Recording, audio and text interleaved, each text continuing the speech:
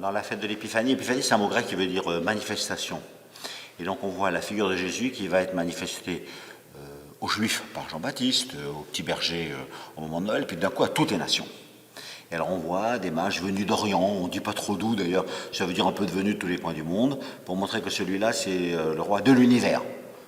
Et donc du point de départ, on voit tout le déploiement de l'année liturgique, c'est justement de la naissance de ce tout petit bout de bonhomme dans la crèche de Bethléem jusqu'à la fête du Christ roi de l'univers. Toutes les nations arrivent vers Jérusalem et ils disent voilà, celui-là vraiment c'est le centre de l'histoire, celui-là c'est le cœur de l'humanité. C'est là que Dieu a déposé son cœur, si vous voulez, pour l'humanité tout entière. Il y a une phrase très belle qui arrive sur Jésus dans ces temps de l'Épiphanie, au moment du baptême de Jésus sur le Jourdain, il dit « Celui-ci, c'est mon fils bien-aimé, en lui j'ai mis tout mon amour. » Et je trouve que ce brassage des nations, aujourd'hui, nous le vivons beaucoup.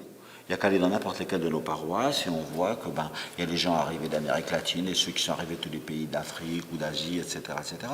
Et dans la majorité des paroisses, c'est vraiment une fête de toutes les nations. Et la Pentecôte et l'Épiphanie. Celui-là, il est le sauveur de toutes les nations. C'est vrai qu'il y a une grande différence de culture entre des Japonais et des Chiliens, entre des Malgaches et des Allemands, mais en fait, lui, il est vraiment le roi de l'univers et toutes les nations viennent se prosterner et offrir leurs cadeaux. Les mages, par exemple, ils offrent de l'or, de l'encens, de la myrrhe, etc.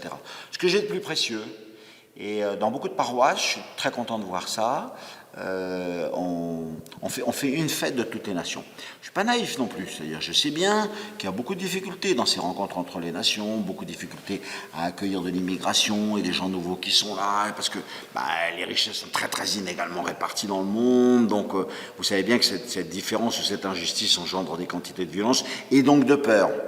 Et alors c'est à nous de dire, avec la fête de l'Épiphanie, que ces peurs doivent être dépassées, que l'humanité tout entière a un Père qui s'appelle Dieu et qui a des sources des torrents de bonté encore à donner pour nous, et qu'il a envoyé son Fils justement pour ça. Ce Fils, on l'appelle le Prince de la paix. Voilà.